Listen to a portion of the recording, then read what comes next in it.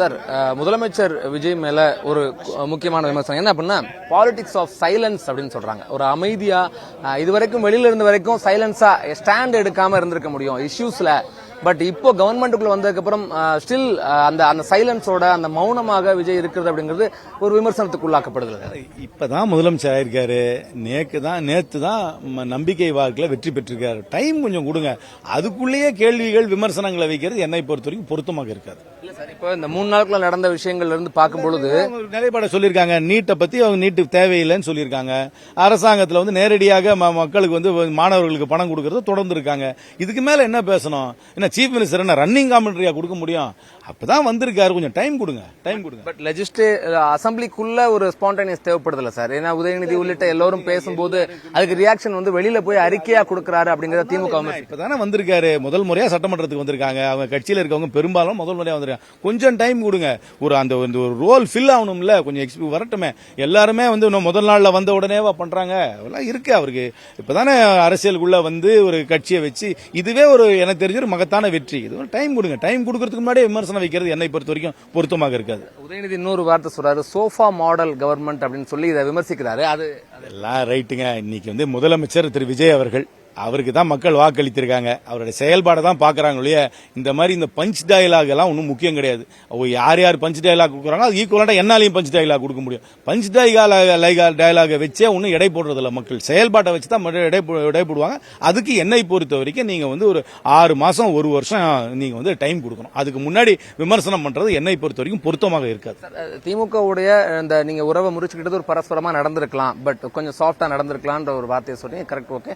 அப்படின்னா நீங்க இப்போ எடுத்த ஸ்டாண்ட்ல வந்து ஏன் 2029 வரைக்கும் எக்ஸ்டெண்ட் பண்றீங்க? இப்போ நீங்க முறிச்சது வந்து இப்போதைக்கு ஆதரவுன்னு வச்சு கட்சி வந்து கட்சியுடைய விருப்பம். அது இப்ப நீங்க இருக்கிற இல்ல கட்சி வந்து இது ஒரு நீண்ட நாள் இந்த கூட்டணி இருக்கணும். அது ஒரு நேச்சுரலாவும் இருக்கு இந்த கூட்டணி. அவர் மதச்சார்பின்மை சொல்றாரு. அவர் ஒரு எனர்ஜி இருக்கு. நாங்க ஒரு பழம்பெரும் கட்சி.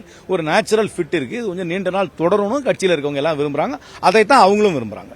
எப்படி சார் அவர் மதச்சார்பின்மையில சொல்லி? ஏன்னா இதுக்கு முன்னாடி வரைக்கும் அவருக்கு படம் சம்பந்தமா பிரச்சனை வந்தப்பவும் சரி, மற்ற சிபிஐ என்கொயரி வந்தப்பவும் சரி, ஆளுநர் விஷயங்களும் சரி, மத்திய அரசு சம்பந்தமாக விமர்சிக்காதோ அதுக்கு எதிரான ஸ்டாண்டையோ எடுக்காம சொல்ல முடியாது. மதச்சார்பின்மையில தெளிவாத்தானே இருக்காரு. அவர் வந்து மதச்சார்பு ஒரு முறையும் பேசும்பொழுது அவருடைய மதச்சார்பின்மையுடைய கொள்கையில அவர் வந்து பின்வாங்குவது கிடையாது.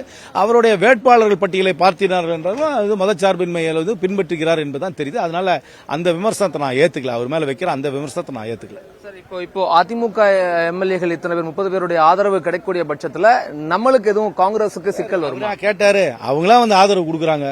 கேட்காம வந்து ஆதரவு கொடுக்கும்போது வாங்கிக்க தான் போறாங்க. என்னை பொறுத்த வரைக்கும் அவர்கள் இல்லாமையே ஆட்சி 5 வருஷம் நடத்தலாம். அவர்களை வந்து அரசாங்கத்தில் சேர்த்துக்கணும்னு அவசியமும் கிடையாது. அவருடைய கட்சி அதுக்கப்புறம் அவருக்கு முதல்ல ஆதரவு கொடுத்த கட்சிகளை வச்சு அவங்க ஆட்சியை நடத்தலாம். யாரும் இன்னொரு தேர்தலுக்கு தயாரா இல்ல. தாவேக்காவை தவிர்த்து விட்டு யாராவது ஆட்சி அமைக்கலாம் நினைச்சாங்கன்னா அதுவும் நடக்காது. அதனால அவர் கான்பிடண்டா என்னை பொறுத்த வரைக்கும் எந்த கவலையும் இல்லாம 5 வருஷம் ஆட்சியை நடத்தலாம்.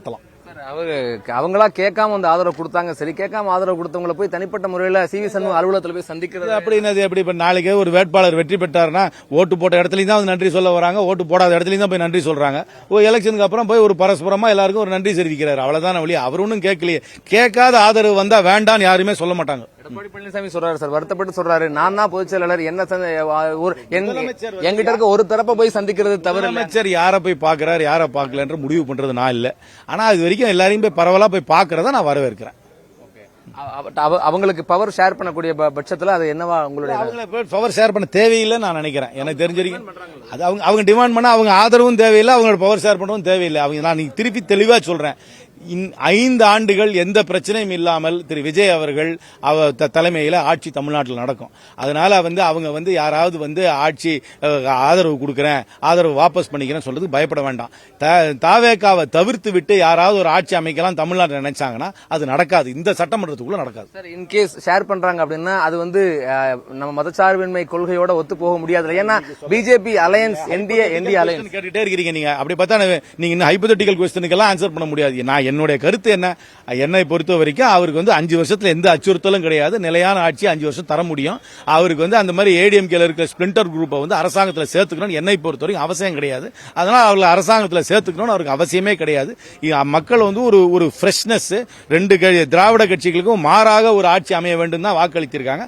அவர் 2 திராவிட கட்சியில் இருப்பவர்களை தவிர்த்து விட்டு ஒரு ஆட்சி அமைப்பை தான் மக்களும் விரும்புகிறார்கள் என்று என்னுடைய கணிப்பு. ஒரு வார்த்தை சிஎம் ஒரு வார்த்தை விமர்சிச்சாரு, கிளீன் பாலிடிக்ஸ் பண்ண வரதா சொல்லிட்டு ஒரு டர்ட்டி பாலிடிக்ஸ் பண்ணிட்டு இருக்காங்க. டர்ட்டி பாலிடிக்ஸ் இல்ல, என்ன டர்ட்டி பாலிடிக்ஸ் பண்ணாரு? அவருக்கு 108 சீட் வந்திருக்கு, 107 வச்சுங்க. அவருக்கு ஒரு 10 பேர் ஆதரவு தரணும். 10 பேரை கேட்டார், 10 பேருக்கு மேல வந்துட்டாங்க. அதுக்கு மேலேயும் 20 பேர் வந்து அவருக்கு ஆதரவு கொடுத்தாங்கன்னா அவர் என்ன டர்ட்டி பண்ணாரு?